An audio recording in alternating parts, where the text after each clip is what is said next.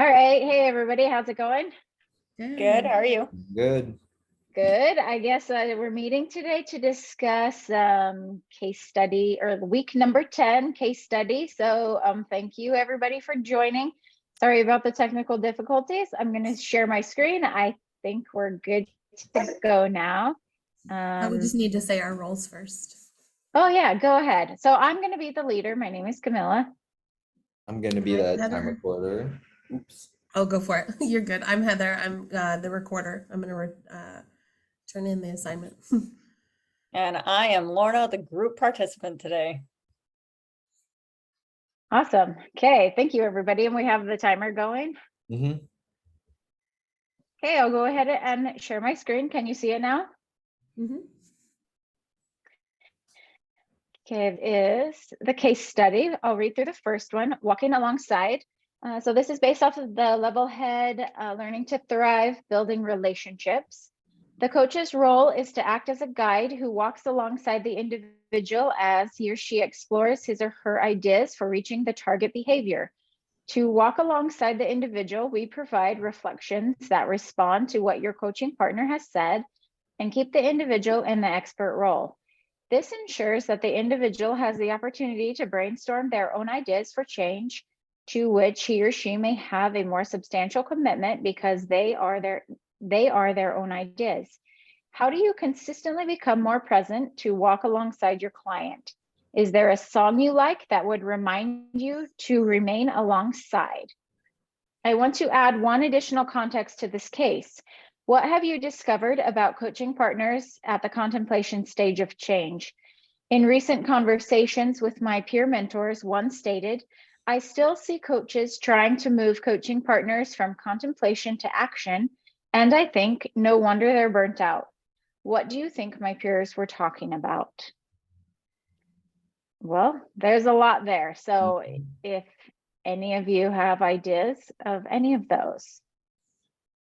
The whole part about thinking of a song to think of walking alongside them kind of confuses me because I don't know if I could imagine one to help me try and get back to that. Immediately, the song that popped in my head was "The Saints Go Walking Two by Two, Hurrah, Hurrah!" And I'm like, that's not really what I sing in my head. I'm like, I guess for me, it's not a song, like to remind myself to be present. Like I try to just be conscious of what my thoughts are that are happening in my head and catch myself in that moment where I'm like problem solving rather than just listening and reminding myself, like, just be here, like listen to what they're saying. Yeah, I agree. I think that and there's definitely no song that I can think of. I think it's more of just reminding myself that I don't know their life. I am not in their shoes. I mean, I know the bits that they tell me, but they are the ones that are able to decide what's best for them. So it's just kind of helping them discover that on their own.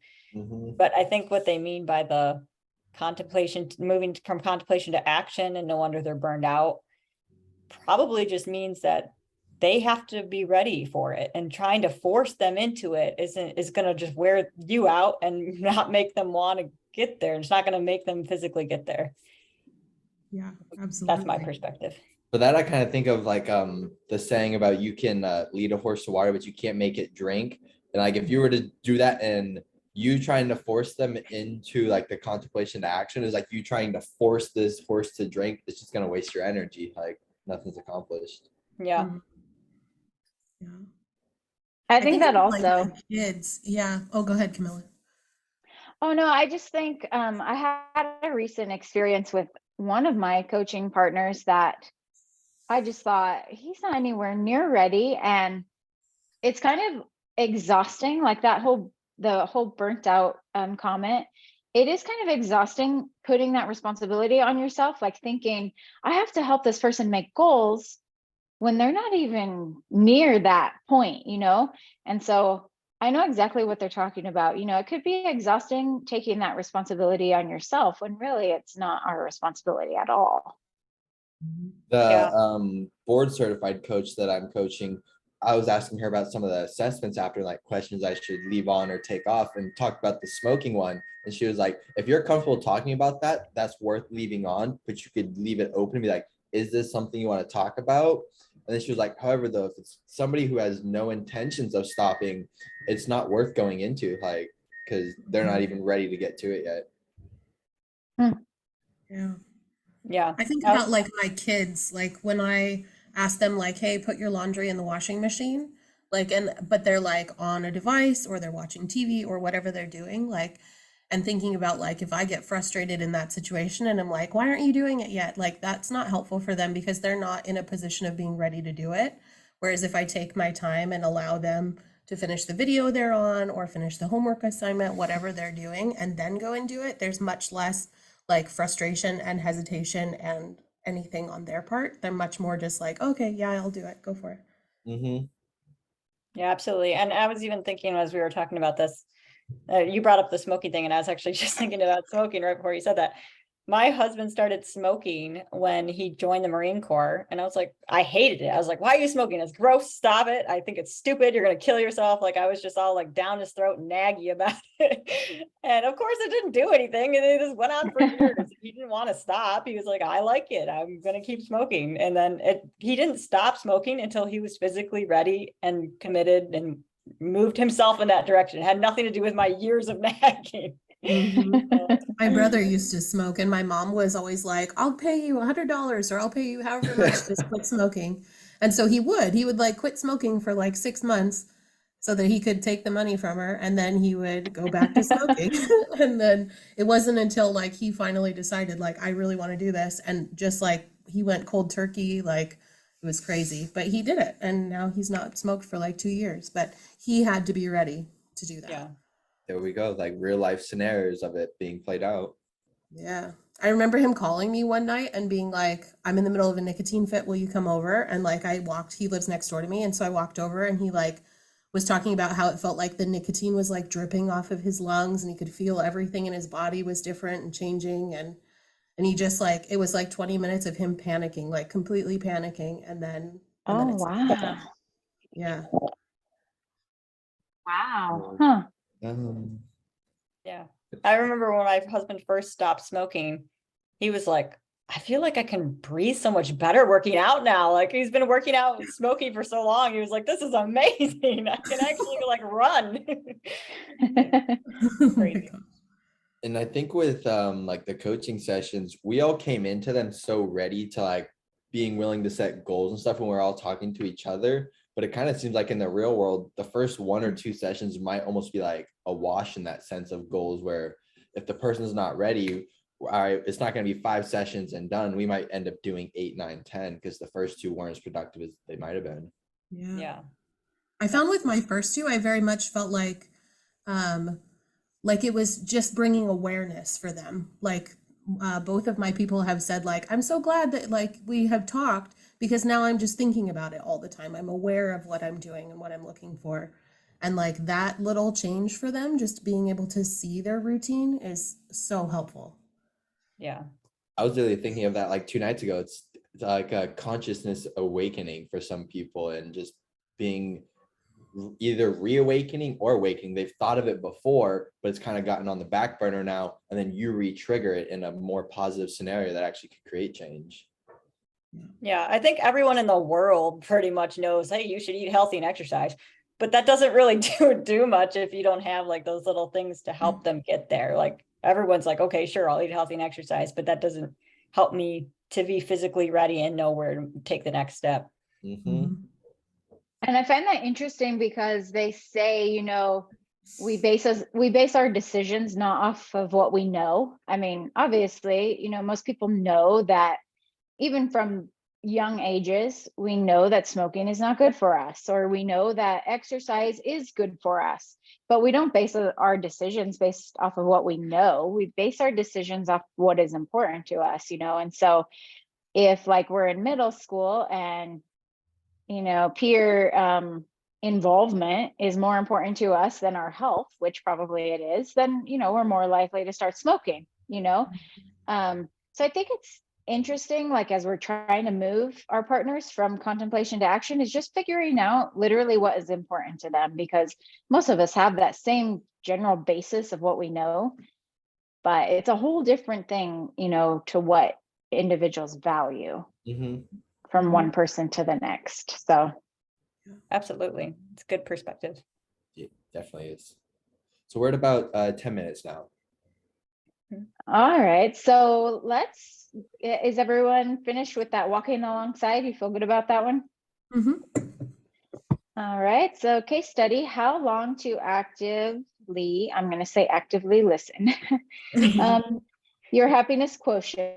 One common dilemma that novice coaches struggle with is wondering how long to stay in an active listening mode when the client is repeating a long-winded story that is laden with excuses and external circumstances which have frustrated family members and other healthcare providers. And so now you, the health coach, get your turn to hear this long, sad tale. Coaches use a skill called interrupt and redirect. They're taught that it's ultimately responsible as a coach to do so. Anything less is not supportive of the client's growth toward desired goals. How do you think you'd respond, knowing how important it is to assist the process of seeking clarity for your client? That one's actually kind of a tough one for me, I think, because I feel like a lot of people, if you're not kind of interrupting and directing and redirecting them, that they can just keep talking, as if they're talkative clients, they can just keep talking, and then you realize you're going to get nowhere with them. I'm kind So of stuck on this one. I think with this one, oh, sorry. Are you still talking? No, go ahead. Okay. Sorry, I thought I was cutting you off.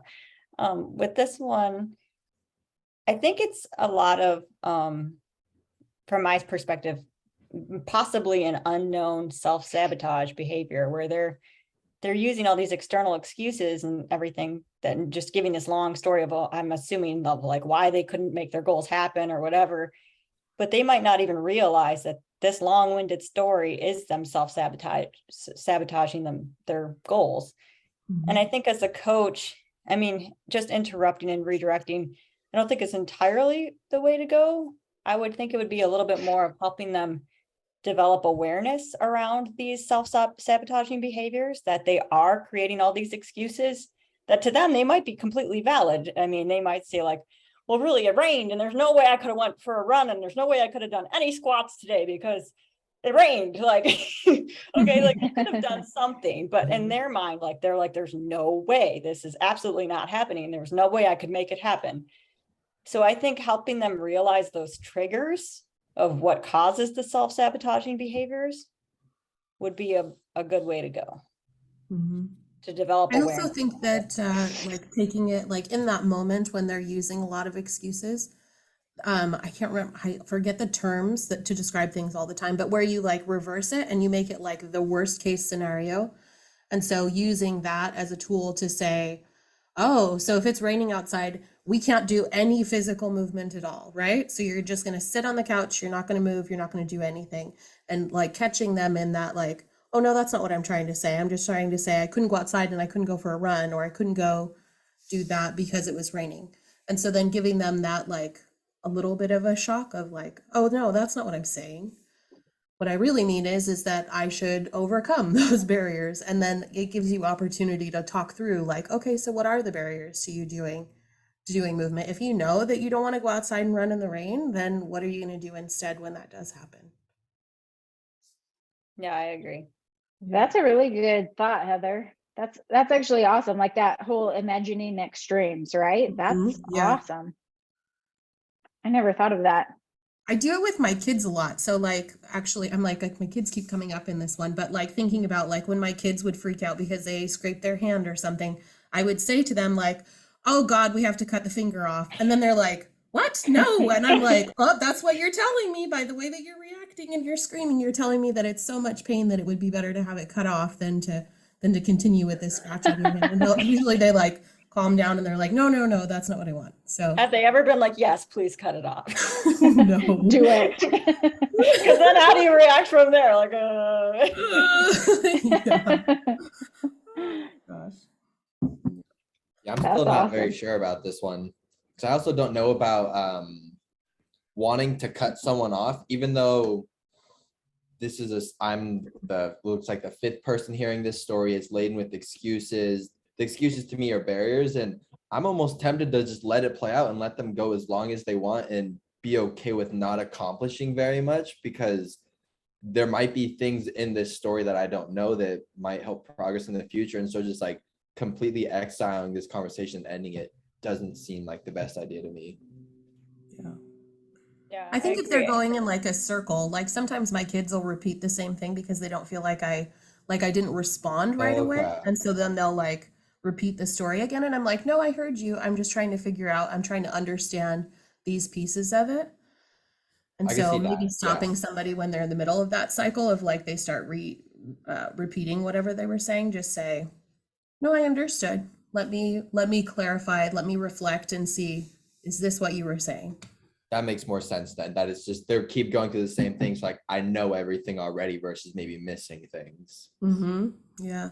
I actually read recently, like when people say, when you tell somebody something like, do you know that you're doing this? And they're like, oh yeah, I know. Like that phrase coming out of their mouth is a way for them to not connect with what you're saying. And it means that they don't actually know like what you're telling them. Really. Yeah. Interesting. Yeah. Yeah, I think this is overall a really interesting case study, the second one, because it does really make you kind of think through how you would handle these real life scenarios. Because there really are Mhm. people who do talk and talk and talk and have all the excuses in the world. Yeah. I It think also makes me think of what was the phrase that they used? Like you're not being nice, you're being kind. But there's a specific term that we use. But yeah. Oh, candor with kindness. That's what it is. So being able to tell somebody, like, I'm seeing you use a lot of excuses, being able to say that to somebody, I think that's a powerful thing. Okay. Because yeah, I'm definitely familiar with that word, but I don't think I've ever had to use it. Yeah. I had this in one of my coaching sessions where I call it a hamster wheel, where someone like they get on a hamster wheel and they're just running, telling you this story or telling you all their problems, but they're not getting anywhere. So that's why it's a hamster wheel to me, because it's just like, oh, I'm going nowhere fast, Mhm. But my guy was talking like this, and it was actually super frustrating for me, just because I would ask him, well, what is the barrier to you being able to do that? And he'd say, well, I'm tired. It's like, okay, well, what would help you not be so tired? Well, if I didn't have to work so much. Okay. And what would help you not have to work so much? And it's like, if I paid off my debt. Okay, well, what's keeping you from paying off your debt? I don't want to work so much. Like, why don't you want to work so much? Because I'm tired. You know what I mean? Like that was in one of my coaching sessions, and I really struggled with it because we're just going around the hamster wheel. Like, Mhm. I'm tired because I work too much, but I have to work because I want to pay off my debts, but but I'm so tired. And it was like this constant thing. But I think if you're able to just slow down the hamster wheel a little bit and say, like, okay, let's talk about something else, let's talk about not maybe even the barriers or the goals, but let's talk about something else. What do you value? And maybe we can find value in that and get you off of the hamster wheel. I don't know. This one is a tough one for me, for sure. Did you actually say that in your session? The hamster wheel? No, the value, like asking him about what he values. Oh yeah, absolutely.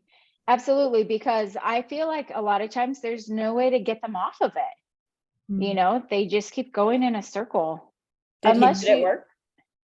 yeah, Nice. yeah. And I don't know if it will work long term. I mean, we'll see, but Yeah. I think it helps just to even just teach them how to redirect that thought process.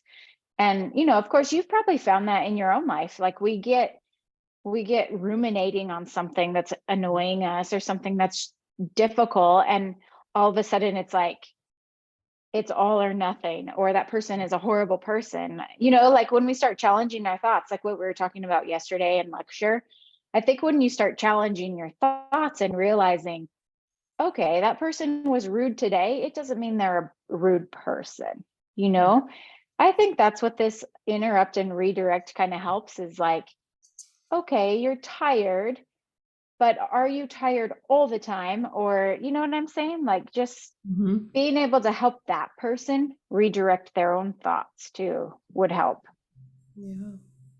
Yeah, absolutely. That's difficult too. I like what you were saying though about connecting it to his values. So thinking about like when he said like, well, I'm tired because I work so much because I want to pay off debts. And so then looking at like, what is the value in paying off debts? And what's the difference if you work less, but you're more happy and then your debts just take a little bit longer to pay off? Would that be better? Or would it be better to work hard now and get it done so that your debts are paid off and then you can work less in the long term? Or thinking Mhm. about maybe you're identifying that working is what's making you tired, but is that the only thing that's making you tired? Are there other things you could change in your life to bring you more energy? Is your job where you want to be with thinking about your job? You're working a lot of hours. Like, is there something that could change with that so that you're feeling better about it? There's Yeah. so much. Well, and you know what? That actually helped because when I asked him, okay, is there something that you like? I talked about, was there a time when you were making more money, Mhm. like where you didn't have to work so much and you were able to, do everything that you wanted to financially? And he's a welder. So he's like, yeah, Oh. actually, when I worked on the road, I made a lot more money and I wouldn't have to worry about any of this. Um, and I asked him, basically he told me, but I wanted to stay home so that I had more time with my kids. So Mhm. now I have to work more. And I just thought it was very interesting, like that he was connecting those things for himself when he realized that's true. I could make more money, but Mhm. then I wouldn't be with my kids. And he Yeah. realized, no, I'd rather be with my kids. So I don't know. It's hard. And I think it takes multiple sessions sometimes, but Mhm. just helping them like connect those values, I think is really important. But I Good agree. job, Camilla. Well Sounds like you done. did Yeah. great. well, I don't know. Like I said, I don't know if it's like a long-term thing, but it seems to make sense in the minute, in the moment. Yeah. We're at 22 minutes. Okay, let's go back to the building relationships. Recent research shows that relationships are critically important to our well-being and happiness. So if we want to be happier, we need to focus on the quality of our relationships. Mindfulness helps us to become aware of what we're experiencing and helps us create space to decide how we want to act in our relationships. By experiencing our emotions without reacting and learning to observe emotions and thoughts that are arising without getting caught up in them, we begin to be open to more possibilities for responding to situations. By doing this, we're able to build healthy and respectful interactions, leading to positive relationships that will help us thrive. So, the first question: how does being more centered and calm help in times of conflict? Do you feel that engaging in civil discourse is gaining momentum or losing momentum today, and why? In an argument, is there one right person and one wrong person? Can both people be right or both people be wrong? Why is it important to embrace differences in those around you? And lastly, what is most important in building a positive relationship? Wow. That's a lot. I feel like quite a few of those are kind of loaded too. Yeah. I think for the very last question, what's most important in building a positive relationship?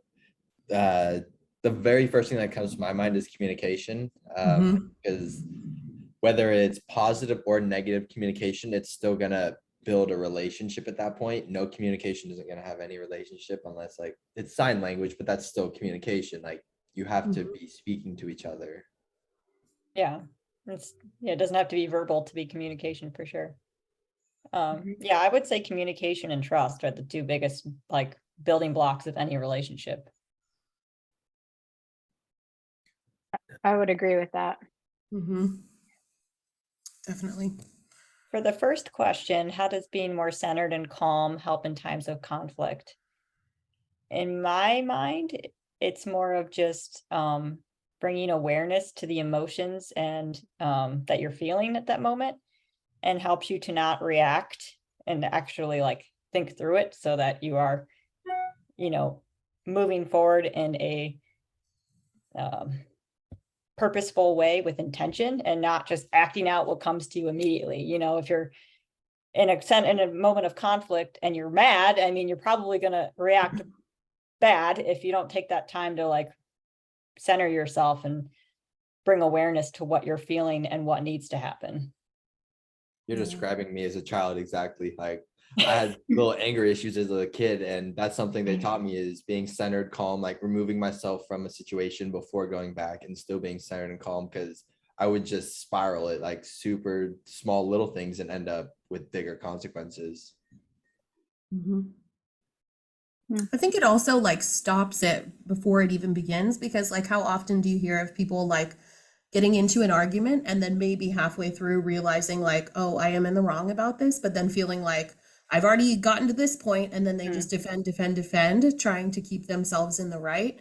Whereas if they took that moment at the beginning and calmed and centered themselves, like, and rationally thought through it, they wouldn't get to that point. Or maybe they wouldn't get to that point. Yeah, because it doesn't feel good to have to admit that you were wrong and you made a mistake. It feels terrible. So you want to avoid that at all costs. Sucks. Well, I'm thinking about like even physiologically what happens, right? So like when we're experiencing extreme emotions, we go into our frontal lobe and there's a lack of impulse control. We don't care about relationships. It's very like fight or flight. It's whatever your primal kind of set point is. And so when you calm yourself and get out of that, then you can use the entirety of your brain to think through what the situation is. Yeah. I think it helps when I personally am the more centered and the calm one. It helps the other person to kind of diffuse themselves also, where if you come into it the same way as they did, then all of a sudden it just explodes. But if one person can come in centered and calm, then I think it helps them realize like, oh, okay, maybe I'm making a bigger deal out of this than I should, And sometimes they just want to fight. So if you can come into it super calm, then I think they realize I'm not getting the reaction that I want. I might as well chill out, I don't know. Yeah. And so this one relates directly to one of the recordings, because I think it was like, oops, I offended someone. Yeah. And it talked about how basically needing to come with a calm and level head and ready to understand how you hurt them instead of trying to explain what your intentions were. And so if you're always coming as like that person ready to understand what your consequences were, but they're just wanting to come fight the whole time, at what point is it just not even worth having that conversation? Yeah. Yeah, absolutely. I really liked that level head too, because I know I'm guilty of that. I've done that my whole life, not realizing like that makes it worse, explaining your intentions and actually like validating their emotions and realizing like their feelings are valid. You don't have to be like, well, I didn't mean to do that. It's your fault, because it's like we're all guilty of it. But really like hearing that out in the level head and like explain it and explain how to move forward. I really liked that one.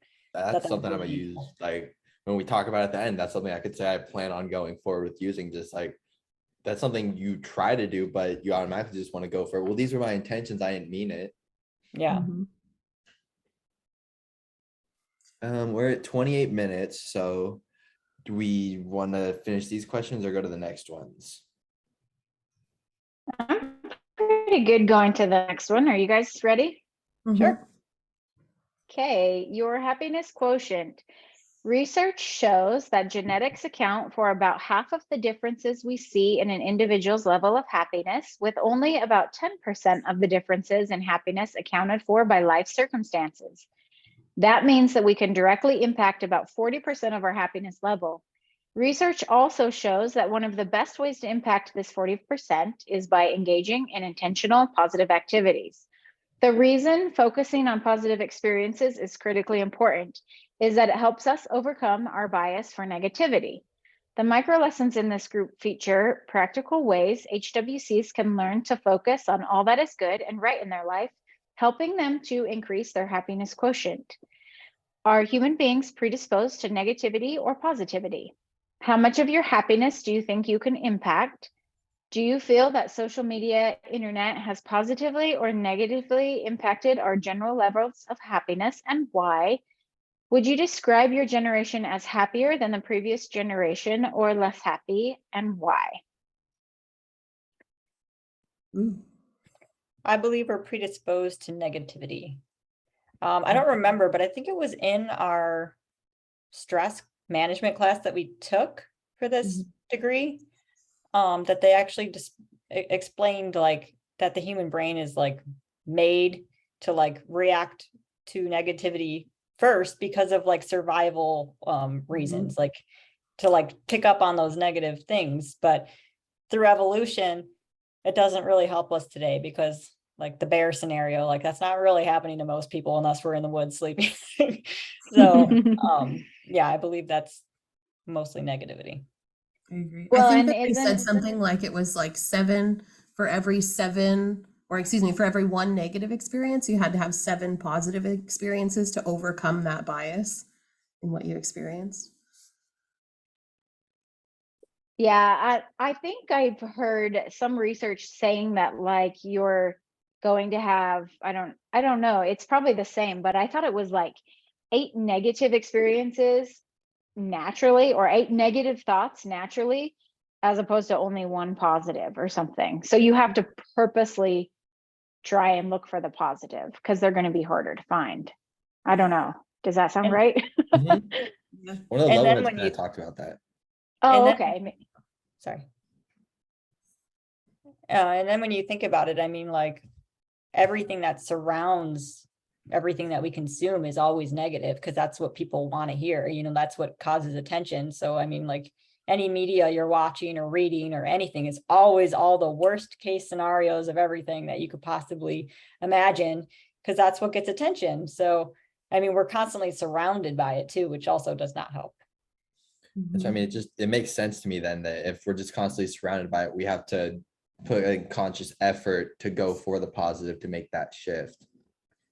Yeah. I think it's kind of crude to look at it like we're conditioning ourselves, like how people would condition a pet or something, but it's almost kind of like that, conditioning yourself for more positivity. Yeah. Yeah. I think that kind of leads into the social media and internet has positively or negatively impacted our general levels of happiness. Like thinking about the amount of exposure I have to like negative things online. Like it's really interesting because like thinking about specifically like Facebook is very, and Instagram are very like positive. People are always posting about like how great their life is, which then can make you feel more negative. And then at the same time, like news media outlets are posting more all the negative stuff, and thinking about watching the news, it's all negative. So I don't know, I'm like generationally thinking about my parents constantly have the news on at their house. So like, are they experiencing more negative than I am? And I don't know that there's necessarily a difference. I think it's just difference in media literacy a little bit and like understanding what's being consumed. That's a pretty good way to look at it. Yeah. Yeah. Because Yeah. Social media is like a huge issue for comparisons too. Like so many people are negatively affected by being caught in that comparison trap of like, well, why aren't I doing what they're doing? Why are they making so much more money? Why are they so much skinnier or whatever it is? Like that is a big negative thing that's really come about from social media that people, I don't think they even totally realize how much it can affect their mindset. and then I've been exposed to that, and I think at least like 3 or 4 different classes now over the last like 5 years of school that is like citing studies of how social media has been negatively influencing women specifically over the last few decades. And like that to me just seems something like, yeah, that's the trend for it at the moment. Yeah. Yeah. It's really interesting because like I follow a lot of fitness people on social media, and I try to like look at everything with a grain of salt. And like I think that it's beyond our ability to not compare ourselves in some way. But I had this like almost come to Jesus moment this week because I was measuring for my kid's jacket for his Halloween costume. I was measuring his hips so that I knew how big around he was, and like realized that my waist at my smallest was smaller than what his hips are. And I look at him and he's a tiny child. And so I was like, what is happening, like, because you don't connect what reality is with what you're physically experiencing in your body. Absolutely. Yeah, Yeah. body dysmorphia is very real. Yeah. I mean, I think we all experience that to some degree, but it definitely can be worse for others on a spectrum. Yeah, for sure. Well, and seeing like other people like look a certain way, and I'm like, oh, I want to look like that, but then it's all filters or angles or lighting and all that kind of stuff. It's like, Lighting. yeah, Mm. it's wild. I love the posts actually by like people that show like I'm standing in the same place and I literally turned on a light switch and like, look, now I have abs and I have all this, and it's like, Yeah, such a yeah. big change. Yeah, Yeah. it's wild. Well, and I really actually appreciate like celebrities are coming out and like talking about like Hugh Jackman talked about like in order for me to look that good on set that day, I had to dehydrate myself for 3 days and then I couldn't eat anything and then I had to pump up right before it happened, like before the shot. Like I appreciate that sort of honesty a lot. Yeah, and then they're also talking about all the actual like health effects that they've developed from that severe restriction that they do for those movies. Like some of them have developed some serious health conditions. Yeah. It's definitely not a healthy lifestyle. Mm-mm. And so we just have like that one last thing to do, right? Mhm. Yeah, the wrap up. So yeah, we do the wrap up like, let me see. I can share that one too if you want. Be much appreciated. If I can find it.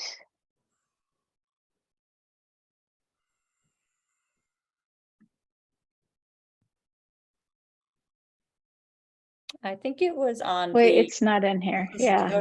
go to the directions or whatever, the instructions, I think.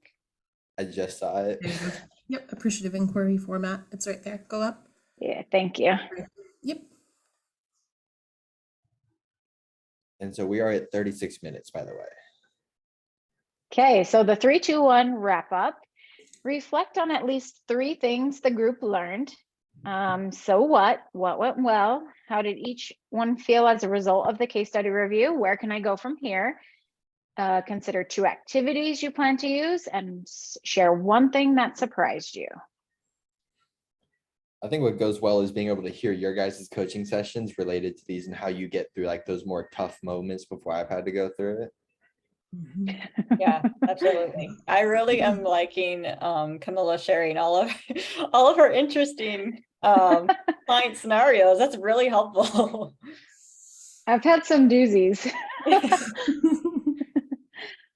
How about you write the case studies and then we'll talk about those.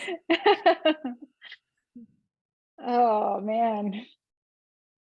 I know something I also learned was the not trying to explain your intentions, but focusing more on the consequences, which seems so simple. Like, I don't know why it's never come to light before. Yeah, that was brand new for me. I was like that makes so much sense. Exactly. Also, the one that Levelhead too about it explaining, like it really explained though, like why you don't come up with a why question for people. And I mean, we've already learned that in this course, but like hearing it played out in the Levelhead and how it makes people feel like triggered, like you're judging them. And like, I was like, wow, they really like, it really made more sense to me the way they explained it in the Levelhead. So I was like, I like that one too. I thought that was really helpful. I really like that specific point too about not coming with because it's why did you do that? Like, why did you do this to me? Instead of you could go with how do you feel about this whole situation and get their honest opinion on it before accusing them. Yeah. Yeah.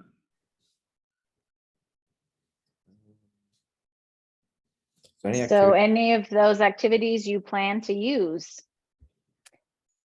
Yeah, actually the Levelheads we just talked about, I do plan on using those again because I thought those were really helpful. There was also one that I starred. It's the first one I've starred too, so it was a good one. I like the one about I'm all ears. I'm going to use that one too. Just like developing your active listening skills, because I feel like I think that I active listen, and then depending on like if I haven't set myself like done a breathing exercise or something before my session, like I find myself wandering. Yeah. Yeah. This course has definitely really forced me to work on my active listening because I thought I did okay before, but I did not. It's been getting better, but I agree. I still need to do that, like centering before. definitely working on active listening too, because same thing, I thought I was good at it, but then the whole statistic, how it says people are speaking about like 100 to 120 words a minute, where we could process maybe up to 400. Like that's why our brains want to keep going. So we have to actively try to, all right, let's slow down and be in this moment and not think about what we're going to say. Let's hear the whole thing first. Mhm. Yeah. Those are good. So was there one thing that surprised you? Your Uh, client scenarios and how you handle it. That surprised me. It almost didn't surprise me, because I know I'm going to run into that eventually, where someone's just in that loop. Hamster wheel. Yeah, the hamster wheel. So we're at I 40 think minutes. I think it surprises me how much I think I know, and then when I get into the situation, I realize I don't know anything. I'm like, there are sometimes I start talking to people and I just think, ah, I don't know what to say. I don't know what to do. I don't know where to go with it from here, you know? And I have to think about it for a while. So Yeah. Well, I I connecting noticed just that that. when we were doing our like drum cafe, like when you're in it and you're coaching somebody, it's hard to think of the questions sometimes.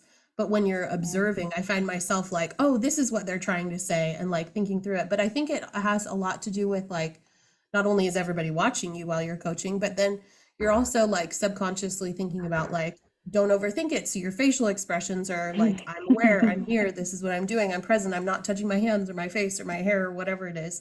Like, whereas if you're just observing, you're much more just like being you. And so trying to marry those two things where you're that person, like not being observed, but just it's a natural part of your process.